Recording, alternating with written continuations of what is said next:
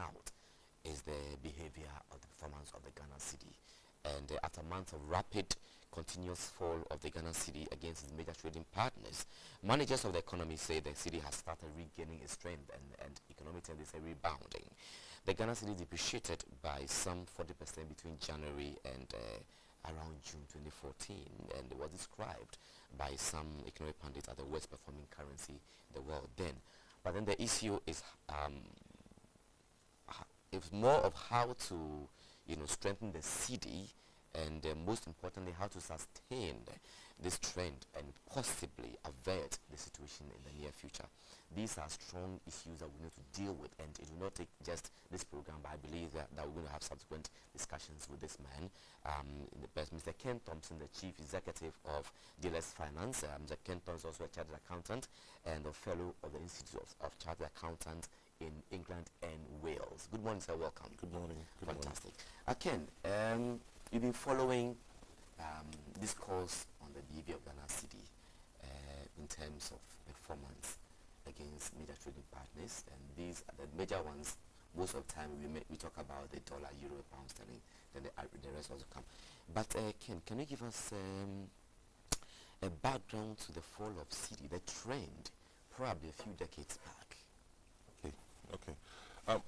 What I'll do today is it's important that Ghanaians understand, really the issues of the cedi, because there's a lot that we can do as a people. Okay. You see, first, I start with the economy of Ghana. The economy of Ghana, ever since time immemorial, has been dependent on income from mainly cocoa and gold. Recently, we found a little oil. So what we do is we sell cocoa and gold. That gives us income. And everything else we buy. So that takes out money. Okay. And we have a very huge import bill. So the demand for foreign currency will always be higher than the supply. And because the demand for currency, I mean, if you go to any shop in Ghana, even if you go to Makola, if you take out the things that are imported, the only things that will be left in Makola are the yams. Okay. Everything else we bring in. So because there's a higher, we need more dollars than we have, foreign currency that we have, the cedi will always continue to depreciate. The cedi will always continue to depreciate. The issue is, at what rate does it depreciate? The rate, okay. Okay. I mean, so we're only selling cocoa, gold, some oil, non-traditional exports is very little, and everything else we import. So there's a huge demand for dollars or foreign currency, but the supply is low. So there will always be a depreciation because price, the price will fall.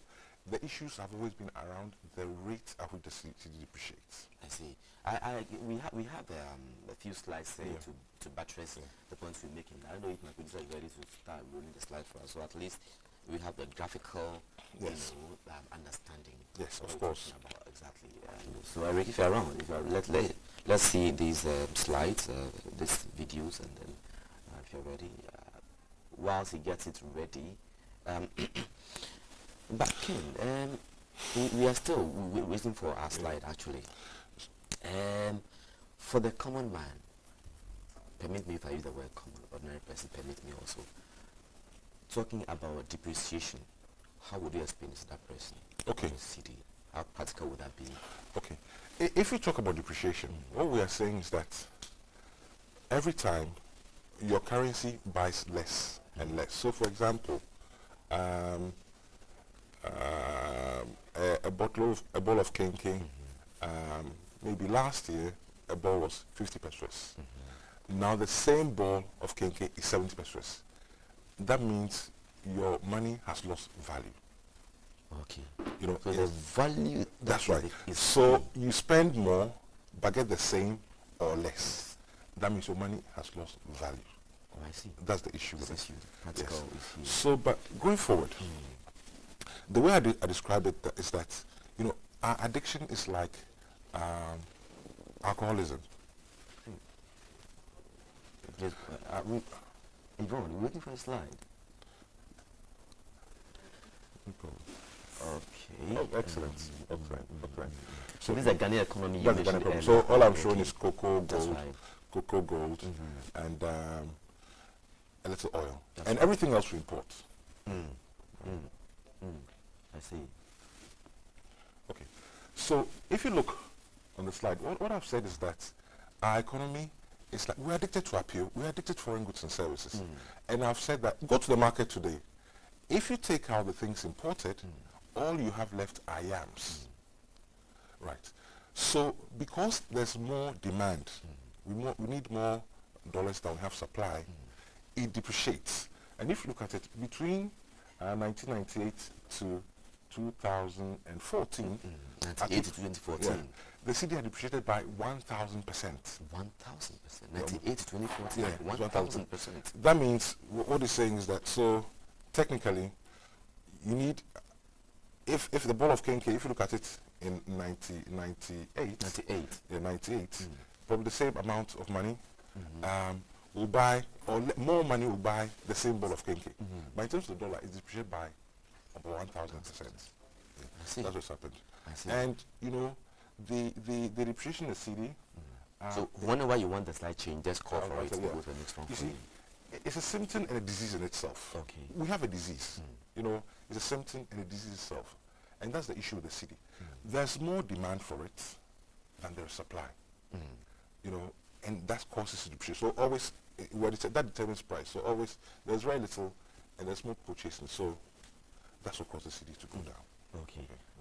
Now looking at the next slide, this is a symptom of disease. Move on to the next slide for us. Let's see what we have there. Is this the attending alcoholics? So okay. What happens?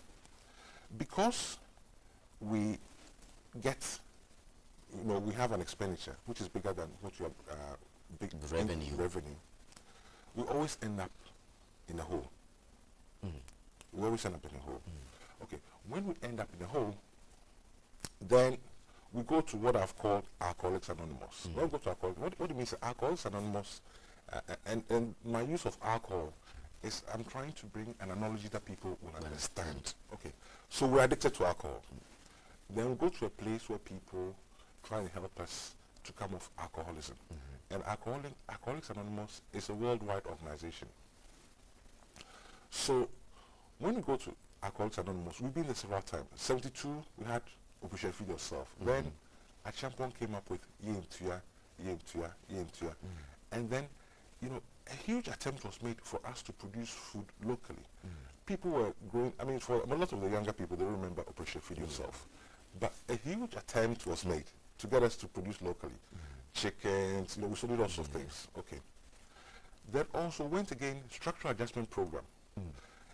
I mean, during that period, we had the golden age of public exports, where everybody was going for cassava, everybody was going for cassava, fish, pineapple. You know, if you think of where AVCO is, it used to belong to a private company which was exporting. That's right. Okay. Let's move on. Okay, let's move on. The next slide. Let's go after Alcoholics Anonymous. No, we're going back rather. Move forward. Okay. Okay, 2017 to 2012. Yeah, you have some figures there. That's right. Okay. So every time we go to Alcoholics Anonymous, there's an attempt to wean us of our addiction. So, for example, structural adjustment program, and the attempt to get us to export more, they were trying to wean us of our addiction. But as soon as we start feeling better, we start to drink again. Okay.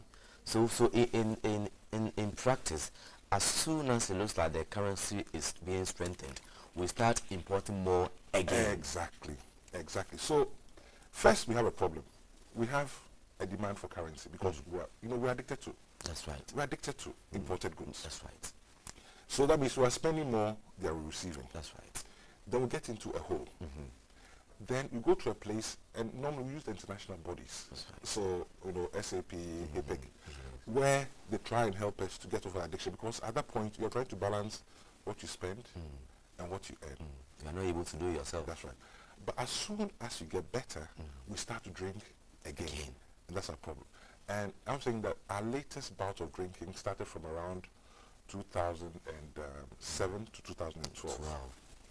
You know, from 2007 to 2012, Ghana went on a huge binge.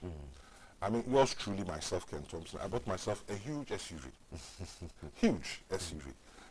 Remember, can 2008, can 2008... Can we get a slide on? Yeah. Go ahead, please. No, it's okay. Yeah. Can 2008, even labor was imported. Remember, everybody was going to Dubai. Yes. We had Gucci, Wucci, everything was. That's right. Okay. And we were able to support the currency. Okay, so there was a huge demand for cedis, a huge demand for dollars. But we were able to support that binge because we used our savings. So we had some savings from probably HIPIC, we had some savings from gold, we had some savings from cocoa, we sold gas. So we used our savings to support it. So we started drinking again, you know, foreign goods. Everybody, I mean, you remember, everybody was going to Dubai. Yes. Everybody was buying Chinese furniture. Everybody was buying fake bags. Everybody, I mean, it was everybody was buying an SUV. I mean, I remember there was a time when people were buying, you know, second-hand, you know, 4-liter cars from the US, 3-liter, 4-liter. It was going on a binge. So it got to a point, you know, the effect of the rapid depreciation was that but when it got to a point where we could not use our savings to support our expenditure, we would depreciate. I see. You know. Okay. And now we're in hangover again. So we're addicted to foreign goods and services. We go, so that means that 2013, 2014, hangover. Hangover. That's right. So now we're in hangover. And what do? So we're going back to our colleagues Anonymous to help us correct our problems. And that is what we've called in the IMF. It's got nothing to do with the government, the current government. It's got everything to do with the Ghanaians country as a people. Okay. I mean, from primary school, everybody has known that Ghana has had a problem. We only export cocoa and gold, and we had to change. Then we have taste. You know, until it gets to the point where Equate Baby now starts to taste better than Quaker Oats, then we're getting somewhere. So that's the issue of the city. And the recent rapid depreciation really was a backlog of expenditure we had made and used our savings to support it. And now that we couldn't support it, depleted. Exactly. We'll go. I see. I see. But Ken, moving forward, now we're talking about the rebound of the city, i.e. strengthening of the city. What does it mean? What caused it? And it is sustainable. Okay. The rebound of the city, if you can move forward, please. Okay, let's go for it.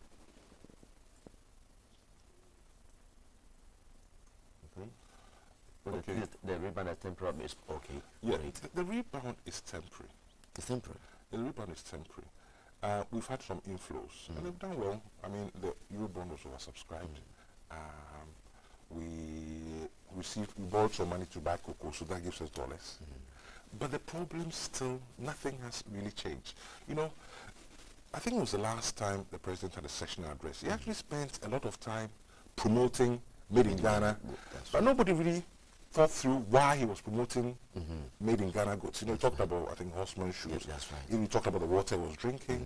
He talked about Ghanaian entrepreneurs. And I know there's been a huge push to get EDF to help local drug companies to produce locally.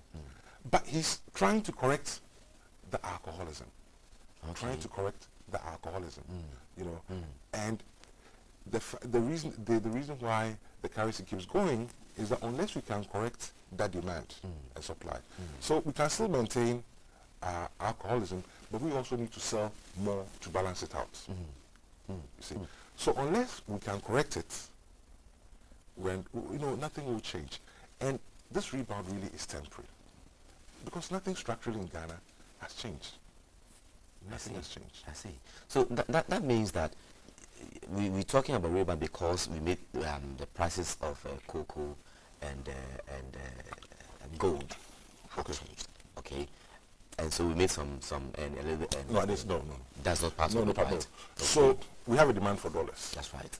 So the government went on the market to borrow in dollars. So that dollars are available. The Eurobond thing. Eurobond, yes. That's right. It's foreign currency. That's right. Okay. The government also has borrowed money, which comes in foreign currency, to support, because we have to pay back, to support the purchase of cocoa. So suddenly we have dollars on the market. Okay. So the supply. But all that, will go, nothing has changed structurally. So over time, that if like rebound we're talking about the trend of the city. yes. But do you think that we artificially massage our currency? Because we look at the values here and the values before and current issues. If today we're talking about rebounding, for me, critical issue is whether or not it can be sustained. Okay. I wish I could tell you that, but I can't tell you that. Yeah. I can't tell you that. At some point, you have to manage the rate at which your currency depreciates. At some point. But the reality is the reality. And unless we fix the problem, the problem we have is that we don't generate enough foreign currency. Okay. It will continue to depreciate. The issue always is the depreciation, the rate at which it will depreciate. That's right. That's right. Now, we're speaking about the president calling on Ghanaians to patronize made in Ghana goods and all that. The other question is whether or not we produce enough. Where do we start from? We don't have the factories, here and there, to produce and all that. So how do we consume what we don't have in the first place? You see, first, let me talk a bit about the currency. Please do. I think, okay, you see, what I've done is, can we pick up this? But go back one step. Okay. Okay. Is that okay? Yeah. Is that what you want? No, forward. Forward, okay. Okay. Great. You see, what I've said all along, and I keep saying this, is that our currency is overvalued. Okay. So what I've tried to do is try and find a very simple way to demonstrate that the currency is overvalued. Because I'll tell you how the overvaluation affects us. Okay. Okay. So I used a Big Mac index, and the Big Mac index, and I could have said I use a Gary index, but the Big Mac index is an international. It was developed by the Economist magazine. The Economist magazine is an international magazine. A renowned one. Yeah. And it just tries to make currency theory more understandable. Yeah, okay. So what the Big Mac index is saying is that if you have, for example, I have $1 in Ghana, in the US, and somebody has, what's the rate now? 3 cedis. The $1 in Ghana should be able to buy the same thing that 3 cedis buys. Okay. So that means the currency are the same level. That's the Big Mac index, at the same level. All right. So using the Big Mac index, what I did... Let's go back to the Big Mac index again. Yeah. Okay. Using the Big Mac index in February, and this is something I talked about in February. Can we have the slide for Big Macs, please? Yeah, okay. In February... In February 2014, yes. An average Big Mac, and I promised myself that your studio, everybody has to understand this. Okay. Everybody has to understand. Okay. In January of 2014, that's right. And this presentation I did in February, the Big Mac index said an average price of a burger in the US was $4.62. Okay. $4.62, that's right. That's what I said average price That's was. right. So, okay. And if you went to, in Ghana at that time, if you went to any of the establishments, maybe Frankie's, maybe whatever, going to look, an average price is was 25 cedis. A burger, that's right. A burger was about 25. That's about general. Yeah. Okay. So then that means that a burger, if the Big Mac index is saying the right thing, a burger in Ghana should also be equal to $4.62, using whatever rates they had at the time. Okay. But at the time, the burger in Ghana, if I divide the rate of 2.5 to a cedi, that's at the time, to 25 cedis, it was $10. So in America, it tells you that $4.62 would buy you a burger. In Ghana, it says $10 will buy you a burger. So what the Big Mac index says that at some point, these two prices should become the same. Okay. What we've got to remember is that the Big Mac index has actually proved a better judge of currency value than most of the sophisticated models. It's been around for quite some time. So what price, what rate do we need the Ghanaian cedi to get to make the burger in Ghana, price of the burger in Ghana same as the price of the burger in the US? Exactly. So what I'm saying is that if I have $1, let's say $1, if I have $1, it should buy me a burger in America, and you have another rate. If I have 2.5 cedis, you should buy a burger. But they're not meeting. Okay. So all you have to do is, if you divide the 25, if we pick up the slide, no, the Big Mac index. The Big Mac, yeah. Okay. If you divide the 25 cedis divided by the $4.62, then you get that the value of the cedi is $1 equals $1 equals to 5 cedis 41 cedis. Yes. By the time I said that, I didn't know what the value would be, maybe 3 point something, but definitely it wasn't 2.5, and the cedi was going to fall. But of course, any government would want to manage the cedi falling. Anybody would do it, because we've got to manage how we go about it. But the effect of having an overvalued currency are dire, because that means that we all make the wrong business and economic decisions.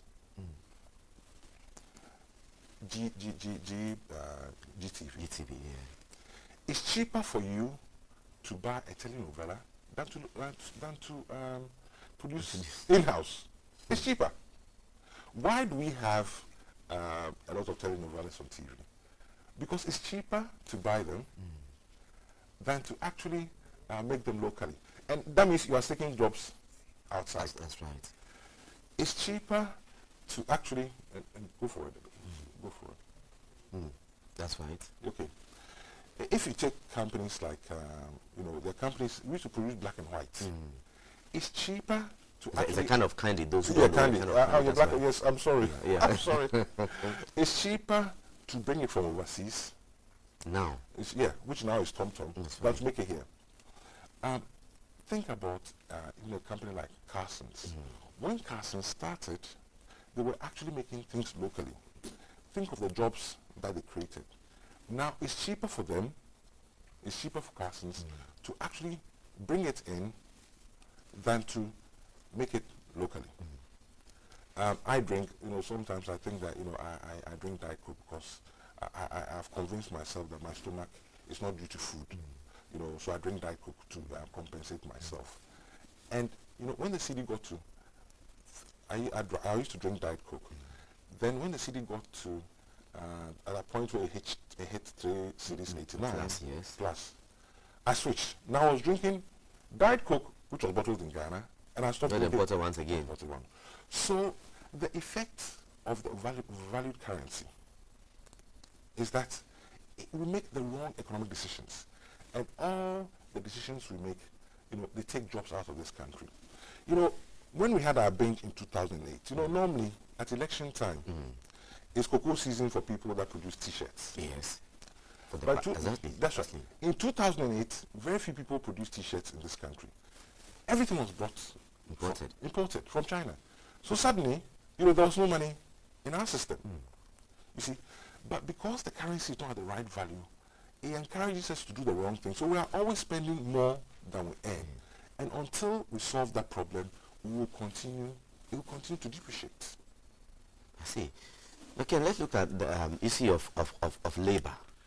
Okay, for instance, the artisans, the builders, those who charge by day and all that, and then going higher to, will you say same of labor cost if you import labor here as against using labor locally? Okay. You see, take an example of, I use a labor, Ghanaian mason. Okay. So, if I want to employ a Ghanaian mason today, I probably pay by day 40 cedis. That's right. Minimum. Yeah. Even if I use 4 cedis, let me use 3 cedis to $1. 3 cedis to $1, okay. Yeah. It's about maybe 45, about say 13 cedis, something like that. Okay. $13. $13. So a mason in Ghana is costing me $13 per day. As I get, I mean, computing with a 40, yeah, 40, 40 yeah, a you say day. 3 and 3. That's Yeah. right, that's right. It's cheaper for me to actually bring in a labor from overseas because it will cost me less. Probably charge me 7 cedis. How is that? It's $7. $7. In terms, that's why you saw that even in 2008, labor was imported. It's cheaper to bring in foreign labor than to employ Ghanaians. I mean, even when you look at the software industry, it's cheaper to bring in an Indian, all the way from Bangalore, wherever they come from, than to employ a software person locally. Why? Because the CD is not at the right value. So it makes us take the wrong decisions. So all we do is that we maintain our addiction to the foreign goods and services, but we're not selling enough to make enough dollars. So it will continue to depreciate. So what should we do? What should we do as a country? Okay, you see, there's been a quote I've been talking about for the last actually since the beginning of the year, last year. It says the heights reached by great men, no, they were not attained by suddenly flying, reached and kept. But whilst their friends were sleeping, they were toiling through the night. You know, we need to get, you know, and also what you realize is that at the CD, at the value at which it is, it only benefits a few. And those are the people that make noise when it depreciates. Does a cocoa farmer even worry about CD depreciation? It gets more CDs anyway. Who are these people? Well, they are the top 0.000 and maybe 4%, you know, who drive SUVs, who take their children to school overseas, who travel to Dubai, who buy designer wear, who have even air conditioners in their kitchen to keep it cool. Those are the people that benefit. I see. If the CD is depreciating, it's good for people that produce locally because they get more CDs anyway. Okay. Is that top 0.4% that complain? You know, so what we need to do is that we need to get to a point where we make we get the CD to a value which now forces us to consume locally. There's no point saying that, you know, if I want trousers, you know, I can't get it from Ghana, so I have to import. There's no point saying that. You know, nothing focuses the mind more than when you are staring into the abyss. And until we correct that problem, we'll have depreciation. So we need to get the city to the point which will then now influence our decision making, our choices of goods and services. That's the issue we have. And that would mean that suddenly we'll start to consume more local. You know, if you start to think that maybe long time I have coffee brookman instead of pizza, they won't get it there.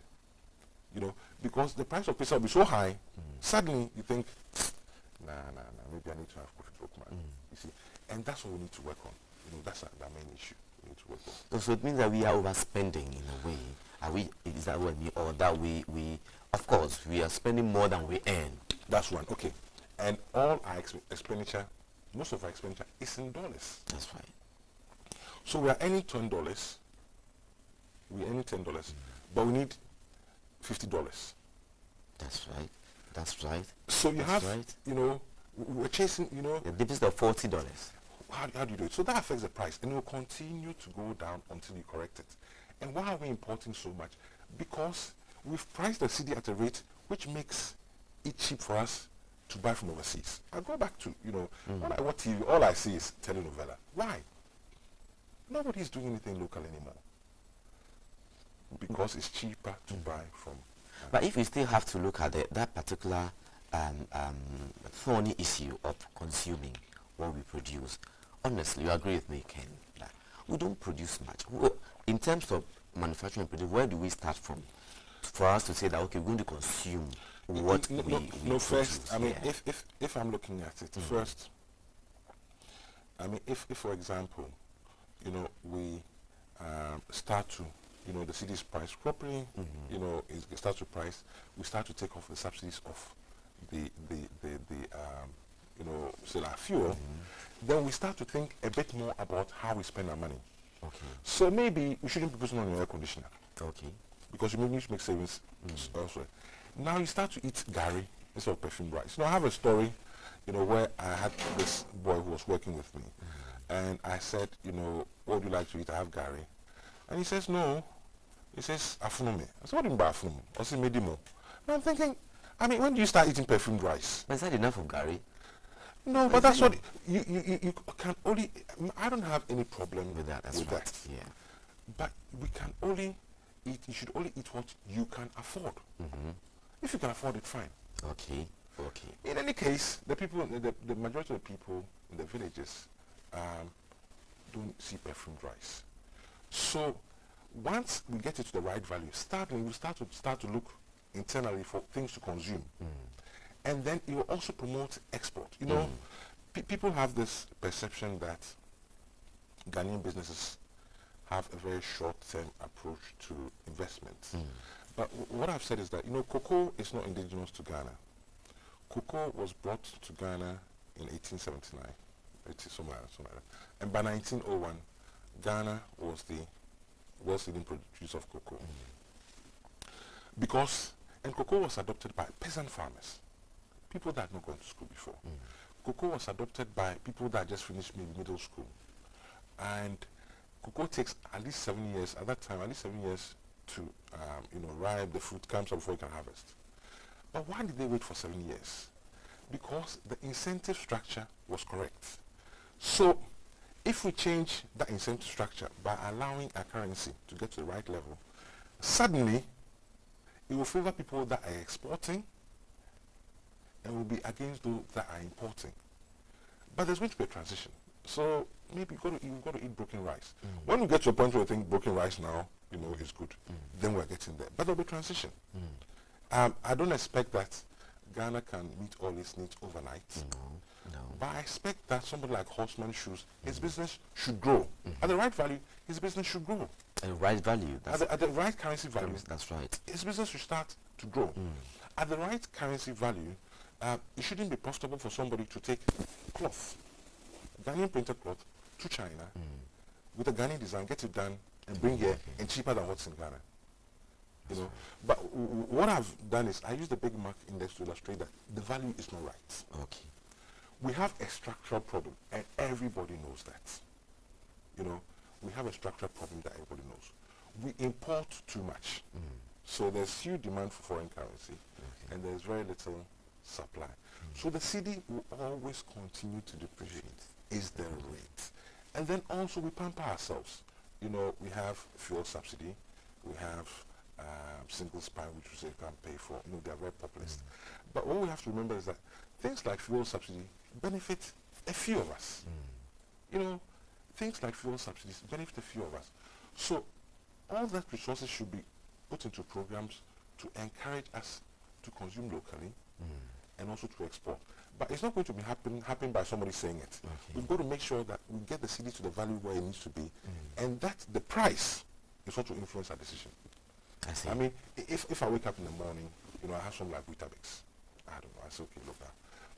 But the CD needs to get to a value which now I'm going to think, maybe I need to eat Tom Brown. Okay. That is so Weetabix is imported. Exactly.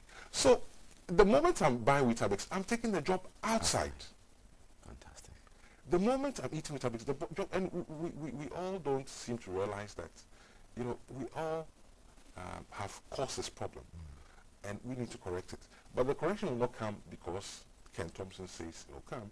It will come because the value has been reached where suddenly imports is too expensive. I see. Ken, people have raised issues that once the CD has started regaining strength, price of goods and if like service should be reduced because they went high as a result of the depreciation of the CD. What do you make of this argument? Okay, I think it's unreasonable for people to expect prices to reduce because think about it. The cycle from when somebody imports, sells, collects their money will be at least between 9 to 12 months. Okay. So in January somebody imported. The goods arrive in March. And they start to sell it takes some time to clear exactly, clearing. That's right. Eventually by the time you collect your money is probably October. But the person is going to use the price they bought the dollar for at that time. That's right. So it's not reasonable. It's not even possible for them. Okay. It's not possible for them to do that. It really is not possible. You know, but we have to change the structure of our economy so that we are actually able to earn more than we spend. And that will only happen if, you know, we allow the currency to find its right value, and the effect of the price changes will force us to change our behavior. Okay. And unless we correct that, the city will always continue to depreciate. So in Abetan, we're calling for, if you like, a nationalistic, natural change in the value, rather than value of the city, rather than trying to manage it. I mean, once we try to manage it, and to give it value ourselves, then we'll come back to it become cyclical. It's cyclical. I mean, we can manage it the rate at which it goes, but it will go because we are spending more than we earn, and everything we spend is from overseas. If we're spending locally, it's no problem. But everything, so there's more supply, there's more demand than supply. I see. You know, so we have to really look in ourselves. And I'll say this again: if you go to Makola, and you take out all the foreign goods, all you have is yams. What does it tell you? It's a big issue, actually. It's a big issue. It's a big issue. Honestly, you're right. You're right. It's a big issue. And I don't know, I find it so, I need people, as Ghanaians, we need to understand it, because it's our country. You know, really, it's our country. And these are the issues that we have to deal with. So all the jobs we're taking outside. And it's not the issue that people talk about, that Chinese manufacturing is cheaper. Well, it will be cheaper because labor issues, blah, blah, blah, blah. But the Ghanaian city is overvalued anyway. I see. Before we go, let's touch on this one briefly. It's on record that the NPA has increased the fuel prices by 53%. I mean, in the last few months, talking about from January to today, about 50% increment. And the value of the city was cited as the main reason. Okay, now that I'm sure we'll go back to that issue again. That is not possible. Now that we are rebounding in strength in terms of our currency, should we expect the NPA to come down on prices of petroleum products? No, I wouldn't want them to come down. Okay. Because we should start a process of eliminating all the subsidies anyway. Okay. Because the people that benefit, you know, and the Ghanaians, look, the people that benefit are the few. It's only a few people that benefit. Yeah, they benefit from the subsidy. I mean, how many people own, I mean, cars that are 5 litre, 6 litres? No, we should keep it. And if we're able to make any savings there, but I don't think probably they will be making savings because they probably made losses. There are some subsidies that have had to be carried that need to be there are already subsidies, you know, arrears that need to be cleared.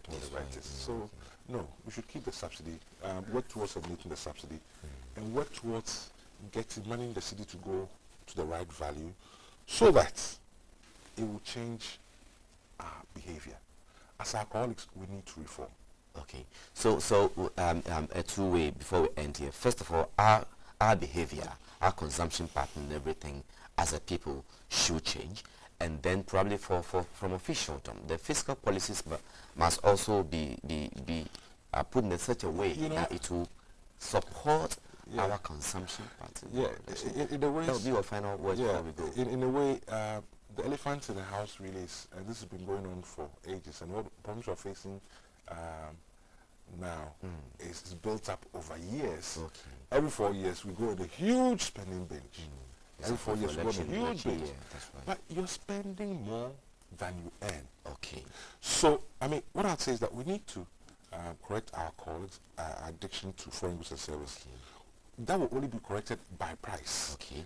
And that price will be determined by the value of the city. We need to manage that one. Okay. And then we need to start to produce more, you know, and import less. And that is where the only way we can build the country which we want to. I see. Ken, give me 10 seconds, final words before we go. Final, I mean, something really, a message you want to leave with the people watching us. We'll call you again, though. Yes. I mean, about 10 seconds to do for I me. personally, as Ken Thompson, I love this country. I mean, everything I am is from this country. And I think that we owe it to ourselves and future generations to go through the pain of changing it for the better. And we all know what the issues are, but we can do it. We as the people can do it. And I like this disconnect. I hate this disconnect between, we say, us and the government. Who's government? We are government. Okay. We are government. We are the people. Okay. So let's work hard. There's a lot we can do.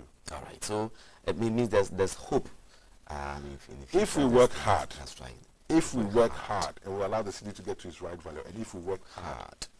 Okay, so if we work hard, these are strong words, because somebody say, yeah, work hard, but it depends on how we define hard work exactly and what goes into it. Thank you very much for being our special guest this morning, Mr. Ken Thompson, the Chief Executive of Dalex Finance. Ken is also a chartered accountant and also a fellow with the Institute of Chartered Accountants in England and in Wales. Thank you very much, Ken. And so we'll bring you again on another issue. But then I think that it's been explained to us at the various minimum indices that make up the depreciation or appreciation of the city. Our attitude, the one, our consumption patterns too. And then up there, policies will also help sustain our interest in consuming locally produced. Thank you very much, sir, for your time this morning. So the show is still on, and we'll bring Ken again, probably next week to look at other angles. Because for me, he breaks it down to a level of all of us to understand, looking at the indices he used. Thank you very much, Ken. Thank you. It's a pleasure having you here. Right, sir.